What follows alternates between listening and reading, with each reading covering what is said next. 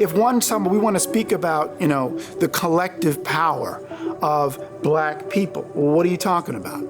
Do you mean the collective power of African people? You mean Pan-Africanism or then say African. I don't understand why people are so wedded to the term black. Mm-hmm. And the justification for it is, well, it's because the European made it negative. It's the Europeans' word. It was negative before it was applied to African people. It's like they're getting it backwards. It isn't that Europeans said, we're going to make this word black negative in order to accommodate our desire to devalue African people or dark-complexioned Asian people or dark-complexioned Native Americans. That's not how it worked. The word black was negative, right? Absence of light, if you will, was supposed to be understood by any English speaker as largely negative before it was applied to people of African or Asian ancestry. You see where it's going? Interesting.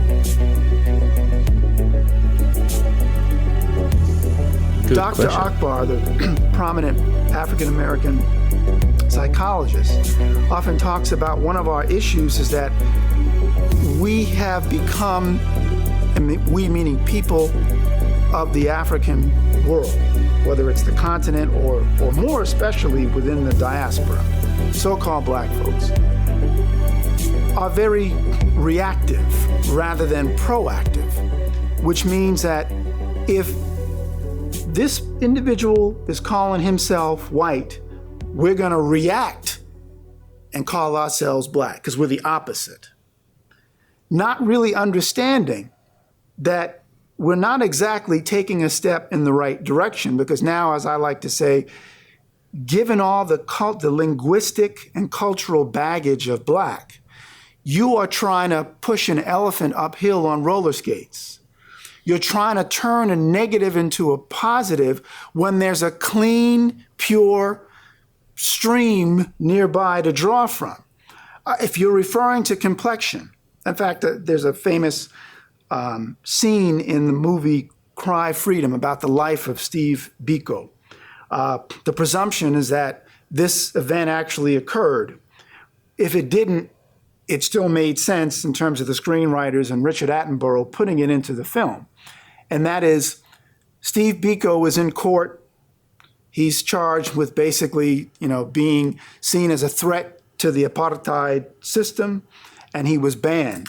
So he's in court talking to the European judge, the Boer British judge, and the judge says to him, "Why call yourselves black? I mean, you people are more brown than black." And Biko says, "Why do you call yourselves white? You people are more pink than white." Deal. And the judge goes, "Precisely." Mm-hmm. But there's no deeper unpacking of what just occurred. And it raises an important question about systems of oppression. Why did Europeans decide to designate themselves as white? More specifically, English-speaking Europeans, because the term white is an English term. When you know why they chose the term, then you know what they sought to gain by it. When you also see that they leveled the term black against us, Asiatics, Africans, Asians, then you know what they sought to gain by imposing that on us.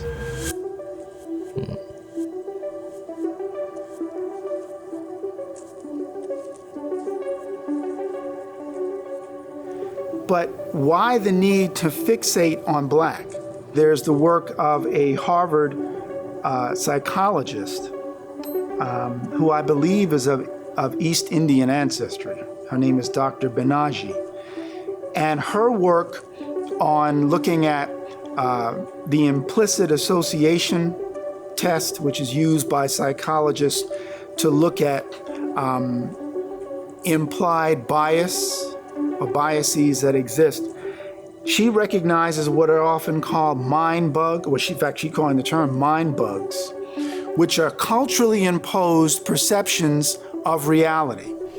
And the dominant perception of reality for those of us who speak the English language is when you say black or use black, its dominant use is negative. Black magic, black night, black death, right? Very good point. And to try to overcome that is very difficult.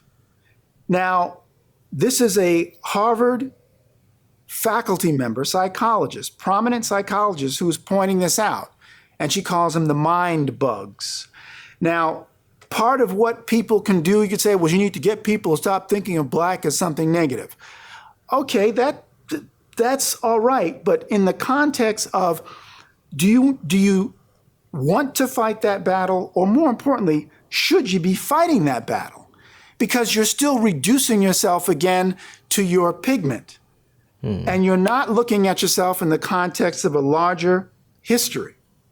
And if you want to, like I said, if you want to speak of we as highly melanated people, or we as NUC, or we as I would say, people of predominant African ancestry, that makes more sense to me. I'm just saying. So when I looked at what Drew Ali was trying to convey, and did convey, obviously, to those who heard what he was saying, back in the early teens and 1920s in particular, that you are not black, you are not Negro, you are not colored. Just on a psychological level, I can see the value. I haven't even gotten into what the value and importance of what he was saying by having folks reject calling themselves Negro, black, or colored, because that's a whole nother issue. I just got into the psychology of it, right? That's why people, confuse. I've often thought of this. You have a child reading about the Black Knight and the Black Death and the Black Plague, and then the child goes, oh, and I'm a black child. This is really deep. What Benaji and others, Eric Heyman, who's another. And we don't even see things this way. Social I didn't recognize all this. Talked about this issue of implicit bias and its roots not in the individual mind. Part of the perspective on this is many psychologists are now trying to figure out why is it that police tend to shoot quote unquote black men at the rates that they do. And is it because the individual police officer is overtly racist? And what some of this psychology is now suggesting is it may not be a sense of overt racism, but rather the culturally imposed racism, what people used to call national character, how nations see themselves as a result of their particular histories and experiences. So, like I said, Drew Ali, just in terms of saying you're not Negro, black, and colored, was getting people out from under that weight of the negativity associated with blackness. And for people who say, well, it's better, the same person would not allow you to call him a Negro. But with all due respect, Negro is the same thing as black. If I'm speaking Spanish, it's negro. I'm going to call you Negro, right? So it doesn't make any sense. Yet, again, more is a reference to a people, to an empire that covered a geographical location. The Moorish Empire at one time was from the northwestern part of the Maghreb or North Africa, all the way down to the Senegal River and as far east as the border of Egypt. That's part of what, and I'm just talking about what we know as the recognized Moorish Empire in terms of international and diplomatic history and relations. So we can say that covers a wide swath of the African continent. That would include Africans of various hues, people who would be darker in complexion and others who'd be lighter in complexion. And the primary sources from Duarte, Portuguese travelers, and Azrara and English sources all affirm that the term Moor was used for people of African ancestry.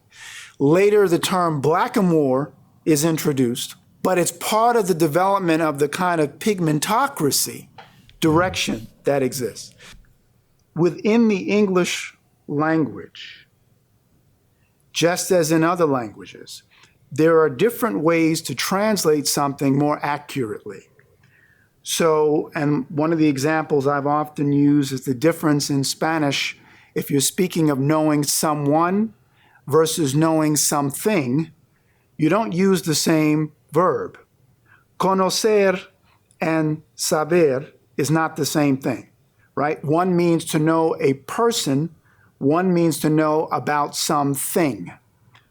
By the same token, if you translate more to simply mean black, knowing that black in the English language is affiliated with so much negativity, long before it was ever referenced for people of African or I dare say Indian ancestry, because a lot of people seem to be under the impression that black was only used to refer to people of Africa, and that's not true.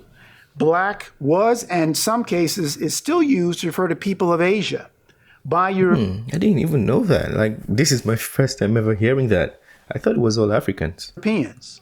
My first trip to England, and I was talking to people from Indonesia and Pakistan and Cambodia and different parts of Southeast Asia, and they were bringing to my attention how you can read articles in the paper, and this is in the early 90s, where they would talk about a black person doing something. Usually it might have been affiliated with some criminal act, unfortunately, which was part of their point at the time.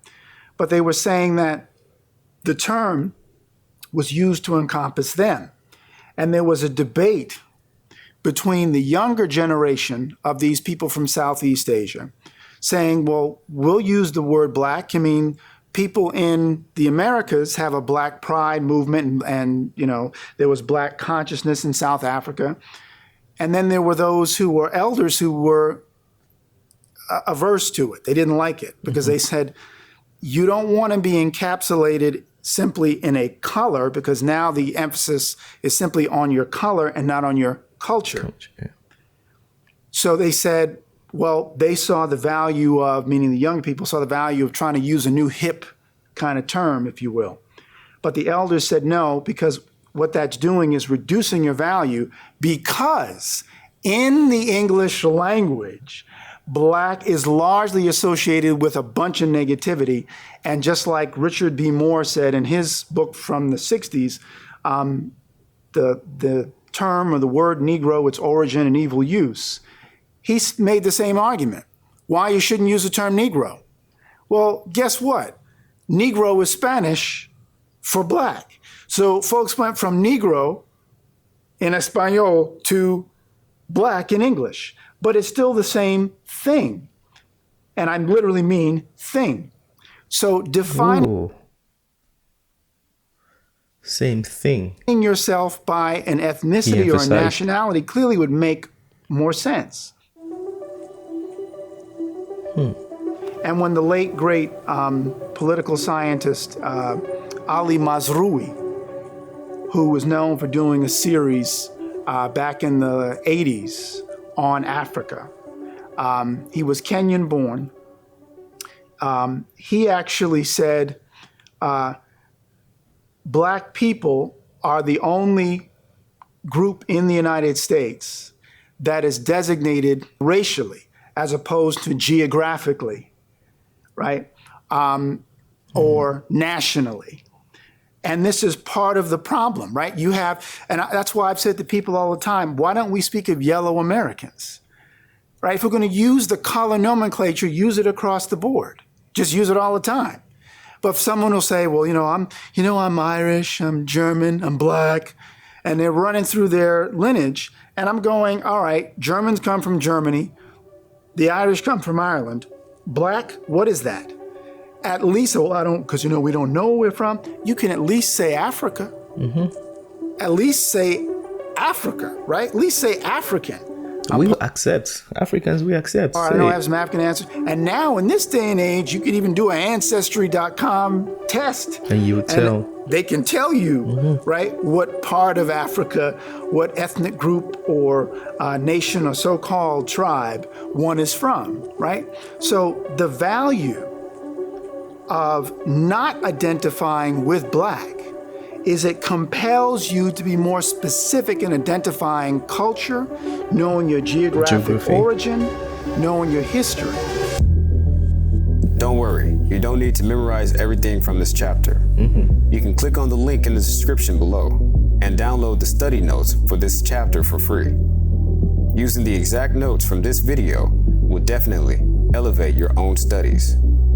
Also, be sure to subscribe to Amexum and hit the notification bell. Okay, so that was a very good video. I'll put the link to the channel, so in case you want to download the notes, you can check my description and you see the link to their channel and you can go download it. But that was a very good video, very educative. A lot of things in that video I didn't know about it, and I think I'm knowledgeable. I've been to school, so I should have known at some point, but I didn't know about it. I'm sure a lot of people also don't know about it, so I think it's valuable information, and hopefully you watched it to the end. That was good. He said something very valuable that caught my attention. He said the term Black was not introduced upon the arrival of Asians and Africans. It was a term that was used to refer to negativity before the arrival. So trying to revert that is going to be a problem, because it's become like the vocabulary. So instead of that, identify with something of a higher power, which is, I'm African. That's why I always say I'm African. I just say that because I'm African. Like, I'm not saying that because I'm countering the point that I'm not Black. I'm just saying I'm African because I'm actually African. I don't know if that makes sense. But anyways, let me know your thoughts on that video. If you think that was a very valid video, talk to me in the comment section. At least I think it was. I learned a lot from that video, and it was just 16 minutes long. That being said, smash the like button, subscribe if you're new to the channel, and I'll see you on the next one. Have a wonderful day. Peace.